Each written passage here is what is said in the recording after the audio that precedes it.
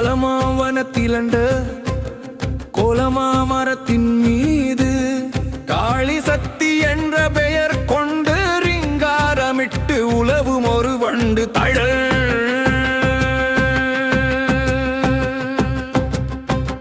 காலும் விழி நீலவண்ண மூல அத்துவாக்களெனும்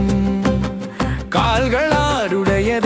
கண்டு மறை காணு முனிவோர் உரைத்தார் பண்டு மேலுமாகி கீழுமாகி வேறுள திசையுமாகி விண்ணு மண்ணு மனசக்தி வெள்ளம் இந்த விந்த எல்லாமாங்கது செய்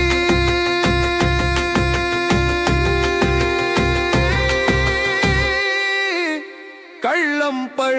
வேதமாதன் முன்னுள்ள நாதமாய் விளங்கும் இந்த வீரசக்தி வெள்ளம் விழும் பள்ளமாக வேண்டும் நித்தம் என்றன் ஏழை உள்ளம்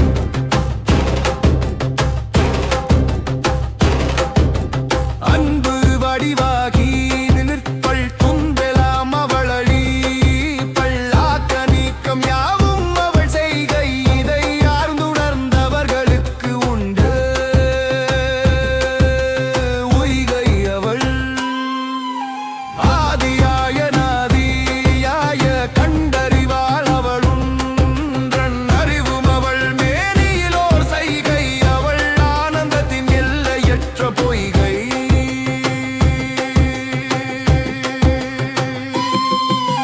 துன்பெல வடிவாகி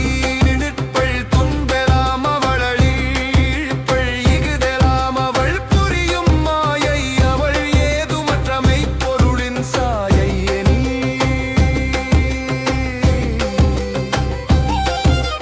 எண்ணியேரோம் சக்தி எனும் புண்ணிய முனிவர் நித்தம் எய்துவார் மெய்ஞானமெனும் தீயை எரித்து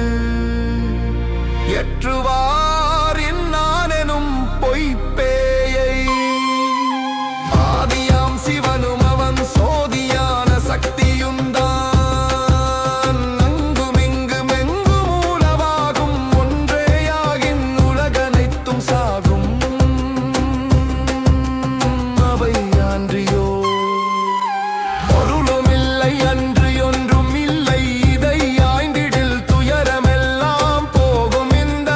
அறிவுதான் பரமன் ஞானமாகும்